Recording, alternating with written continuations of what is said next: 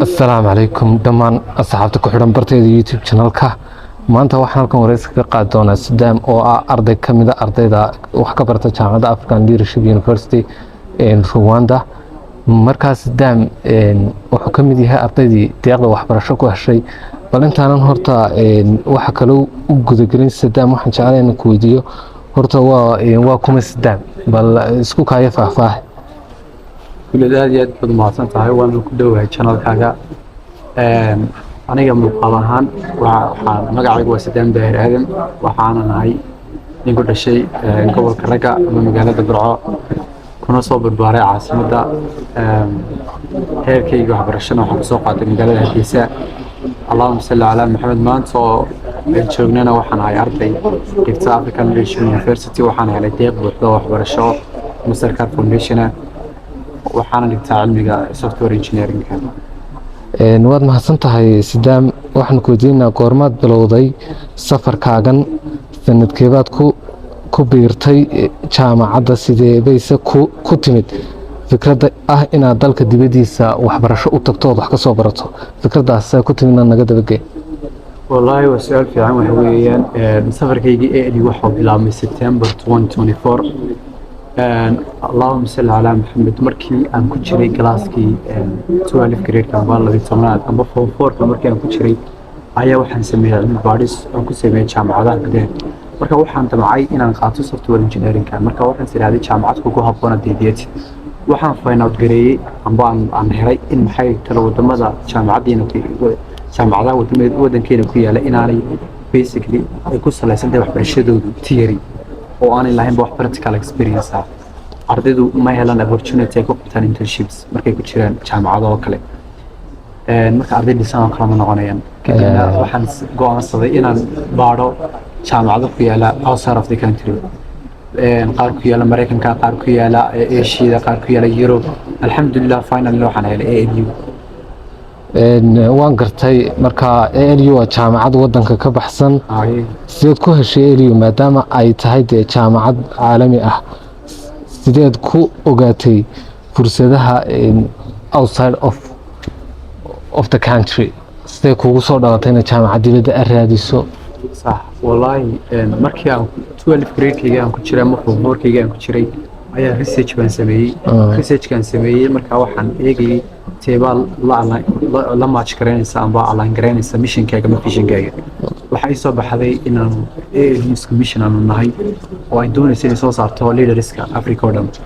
marka university ayaan ku arkay ALU markaan arkay waxaan arkay in jaamacadu ku habboon ay tahay sidii aan jaamacadii ka apply gareeyay alxamdulillah waana ku guuleystay requirements-keedii dhammaan ayaan filgareeyay waa matchkay waana soo aqbaleen waana siiyeen full scholarship alxamdulillah waa alxamdulillah horta dad badan way maqlaan ALU maxay tahay ALU maxay jaamacadaha kale kaga duwan tahay intaa yar bal noo sheeg maxay dad badanna dee ma tagaan oo wax yar baa wadankeena ka taga bal maxay kaga duwan tahay ALU maxay tahay bal taa naga yar dabagee marka horta jaamacadan ALU waxa loo soo gaabsaday African Leadership University waxaana ku taala Rwanda ku taala jaamacadani ma aha jaamacad iska caadi ah waa jaamacad inaba aan caadi ahayn jaamacadan haddii aan waxyaabaha kaaga sheego sida jaamacadaha kale ma aha jaamacad fasalkuna iska tegaysid kadibna aad sugaysid professorka siduu lecture ugu akhriyo jaamacadan badanaa adiga wax isbaraya waxyaabahay kaga duwan tahay jaamacadaha kale aan arkay research-kayga markaan sameeyay ama kuwa wadanka noqdo ama kuwa kale dibadaha ee qaaradaha kale ku yeelaan adaa isku macaan noqonaya waxyaabahay kaga duwan tahay waxa weeyaan mission of nature inkastoo aad faculty aad qaadanaysid haddana waxaad samaysanaysaa mission aad ka shaqaynaysid intaad wax dhiganaysid iyo beyond your academic journey-ba marka missionka aad maanta bilowdid ma aha short term mission ma aha waxa weeyaan mission aad dheer oo ilaa future-kaaga aad wadaysid horta markaad jaamacadda soo gashid waxa lagu oranayaa way you have to have mission talabaad waxa weeyaan no traditional lecture halka missionka bal dad badan ma fahansan missionkaas bal yar faahfaahay Soomaali ahaan ugu yar faahfaahay missionka dad baan fahansaneyn jaamacadan missionka la yeelay waa maxay inay dhaxdo ma dhici karto jaamacadihiin oo kale marka qofka lama oranay missionkaaga waa maxay doonaysaa inaad baratid qofkii sidoo form ka soo baxay ayaa la oranayaa listan waxa la soo dhigayaa un faculty ay ku qorayin keeba doonaysa qof bilaan horeba lama imanaya ma garanaysaa marka missionkaaga waxa weeyaan waxyaabaha doonaysid inaad solve garaysid aad xalisid communitygaaga ama outside of communitygaaga ama qaaradaba ha noqoto oo marka it could be a short term it could be a long term marka missionkaaga waa kaa weeyaan waa hamiga ay leedahay iyo visionkaaga weeyaan haye aad baad umahadsantahay su-aasha kalen ku weydiinaa waxa weeyaan khibradaada dalka dibadda sidee ayay kuu saamaysay inaad dhex gasho dad kaa dhaqan duwan kaa baagaran duwan kaa culture duwan kaa diin duwan sidee kuu saamaysay bal maxaad ka soo faa'iiday meesha waxa isugu yimid 50 wadan ee Afrika sidee kuu saamaysay aad iyo aad wallaahi waa meesha waa diversity ma qori maxaad kala dhex baxday taanaan kuu sii raaciyay oran jiray meesha joogtay haddii aad diversity maqli jirtay African Leadership University way taala waxaad ugu tegaysaa almost every waxaad ka helaysaa all the countries ku yaala Africa oo dhan qof matalaya ayaad ka helaysaa inkastoo Soomaalida meesha dhigato waxay u badan yihiin Somalilander taasina waxa ku tisaabta Soomaalida kale waxaan dheernay Jibuutiyaanka cid represent garaysa ma jirto Soomaalida hata Soomaalida waxay dhaaba Somalilanderiska ayaa represent garaya marka wallahi horta waxaad arkaysaa Congolese baad arkaysaa Burundian baad arkaysaa Rwandese baad arkaysaa Egyptian baad arkaysaa South African baad arkaysaa Zimbabwean baad arkaysaa marka all the nations oo dhan way joogaan marka dadka la diimo duwanahay inagu diversity kuma leeyahay makaransa wadankii inagu Soomaaliyan bay nahay waa one culture one ethnicity waa one religion waa one language laakiin halka waxay ku tagaysaa luqado kala duwan culture kala duwan mararka qaar waxa ku dhacaysa cultural shocking ayaa ku dhacaysa marka aanad aragtid kala duwanaanshaha waxa ku qasab inaad ixtiraamtid iyo marka dad dhex gasho waxyaabo kala duwan baad arkaysaa bal waxaad noogu xijisaa fakalka aad ka dooratay meesha ee dhigato noo sharax iyo sababta u dooratay iyo waxaad ka dhex aragtay long termka والله faculty waxa weeye software engineering marka facultyada doonayay iskama aan dooran waxaan arkay caalamka inuu dhinaca digital technology u kacayo marka maadaama noo Somaliland ay waxyaabo badan wadamada caalamka wadamada ugu hooseeya ku jiraan taana waxa noo sideen inaan aqoonsi raadinayno marka technology-yadii wadamada technology-ga ugu fiican yahay ay ka hormarsan yahay marka waxaan u qaatay for the sake of the country ayaan u oran karaa waan qaatay bahalkan faculty-ga waad mahadsan tahay imikana waxaan u geli doonaa habka waxbarashada ALU ma noo sharaxi kartaa sidee ALU wax loo bartaa habka waxbarashada badanaa waxa jira wax la yiraahdo peer learning project oo ardaydu maxay toole wax wada shaqeynayaan horena loo yiraahdo cilmi bayna talaamiid markan yareen waan maqli jirnay marka basically ardaydii waxa weeyaan markay wax wada qabanayaan markaste most of the assignments waxa lagu qabtaa in groups lagu qabtaa marka groupska let's say marka waxba wada qabanayna wixii adigu waxba garanaysid laakiin waxa laga yaabaa marka aanu wax garanayo oo ku soo contribute kareenay waxaan garanayo ana waxaad garanaysid sidoo kale ku soo contribute kareenaysaa basically markaste individual work maaha badanaa groups baa loo eegaa si maxay tahay dadku ay isku caawiyaan isku dhexgalaan oo ay fikradaha weydiiyaan marka waayo dad kala duwan markay isku yimaadaan garanaysaa fikir fiican ma ka soo dhexbaxa marka waxay saaraan real learning project-ga waa gartay sadam bal haatan waxaan ku weydiin doonaa software engineering marka la joogo waxyaabo badan baa la focus gareeyaa ama website la dhisaa adigu luqadaha ama language ka programming kuweed wax ku dhistaa kuweed isticmaashaa maxaad dhistaa wali wax ma dhistay horta waan dhisay haddii ku horena luqadaha ugu muhiimsan waxaa ka mid ah Python-ka HTML iyo CSS iyo JavaScript-kuna waa laga maarmaan iyaguna oo waayo waxa dhan website-ka ama web application-ka design gareynaya weeyaan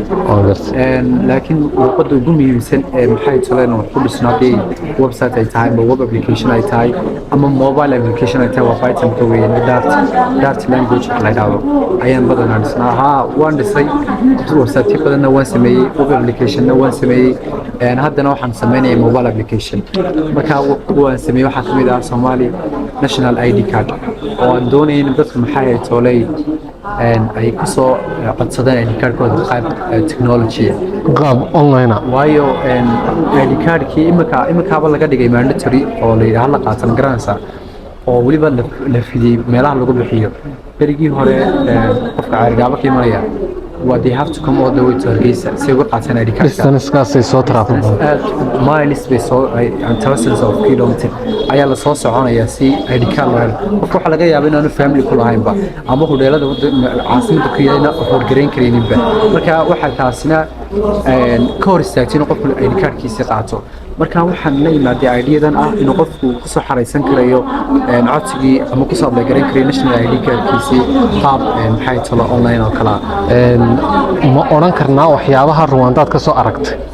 way jiraan waxyaabaha imika haddii aad government document aad ku baahatid Rwanda website-yada ayaa laga dalbada laga ablegareeya ma jirto wax xafiis aad subaxii 7 aad tagtid saddexda ama labada duhurnimo markii gaadhan laga oranayo maanta shaqada halkaas ku dhamaatay buuxiyay iska dareera marka wadanku technology ka hormarsan yahay ayuu ka hormarsan yahay waa sida haddaba aan ku weydiino hadafkaaga nolosha ama missionkaaga ALU muxuu yahay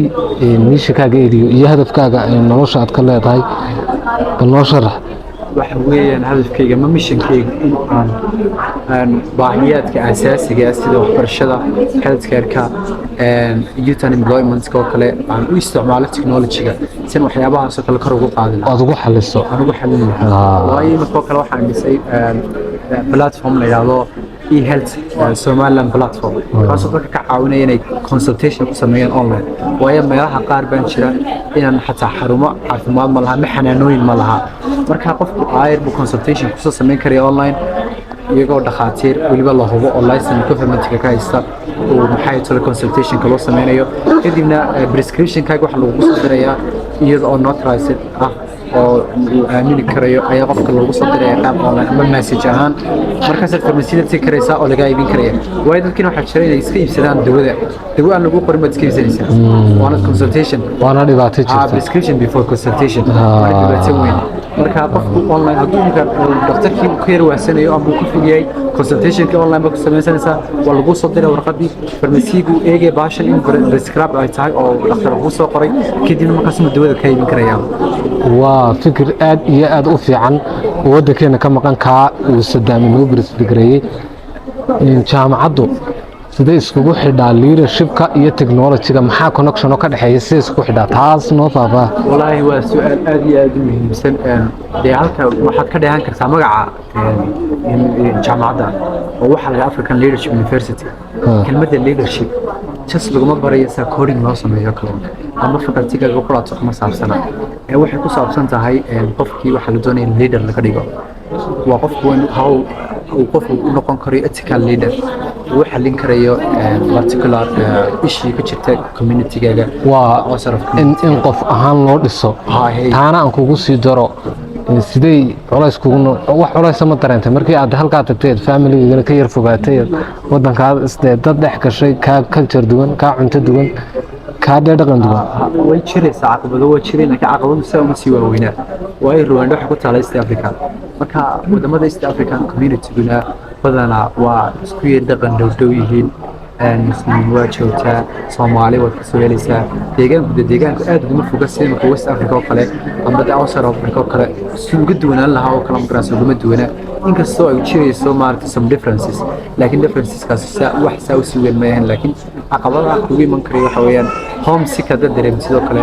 amba lase ilaahay kama dhiga tragedy iyo kale wadankii ka dhacday ama family-ga ka dhacay lagu soo sheego kale ama aad ka fogto kale waxyaabaha kale mooyaane laakiin meesha sidoo kale waxay ahayd safe 10 on 10 baan qoranaa su'aashaasina waxay su'aalihii ugu muhiimsanaa waan ka mid ah marka hadda imika waxaan ku weydiin doonaa bal wax nooga warantaa maalintaada caadiga ah maxaad qabataa activity-yada jaamacadda sidee maalintaada caadiga u shaqaysaa wax caqabadaad aragtaa ma extra waxaad qabataa research codina bal nooga waran maalinta caadiga Saddam sidee u shaqayso wallahi my normal day life maxay toolay waxay ka bilaabataa subaxii iyo assignments yeelan ama class aan leeyahay basically your day will start about coding qabanaya waxaana saxanaysaa about coding qabanaya marka sometimes waxa dhacda dadka kale faculty-yada kala qaataan dadka software engineer-ka noloshooda boring way markasta coding baa la qabanaya ma rumaysan tahay taa horta may anigu waxaan patient baan ku magaranaysaa oo marka waxaan iska dooranay ama aan isu qasbino maaha waxaan u adeegaynaa millions of lives baan u adeegaynaa adeegyadoodii asaaska ah ama fududeynna magaranaysaa marka waxaan passionate aan ku nahay waxaan dhibsanayna ma aha actually waxaan la anigu wana farxad gelisaaba marka dadku maalin aan koodin qaban waa maalin maxay ahayd toolay waxba naga dhiman kara oran karay aad iyo aad marka tala ahaan maxaad ardayda u soo jeedin lahayd eed kula talin lahayd dhalinyarada Soomaaliyeed meel kastoo ay joogaan ma waxaad oran lahayd qiyamkiina dhisa oo skill barta aan waxaan aaminsanahay kale software engineering ku yahay skillada ugu fiican bal maxaad dhalinyarada u soo jeedin lahayd والله دليرته waxaan soo jeedinaa ardayda Soomaaliyeed waliba gaar ahaan dowladda Soomaaliland waddankeedu baahay idinka sugayaan imika waxa jira arday badan thousands of students ka graduate gareeya baalkii jaamacadaha badankooduna waxay qaataan waa the same faculty ama same nature bay qaataan waxa la qaadanayaa iyo kale economics baa la qaadanayaa business baa la qaadanayaa businesska islaanta aan baataajada qori karin ama xisaabta aan qori karin waxba akhri karin baadana way taqaanaa businesskeeda oo ran gareyn garanaysa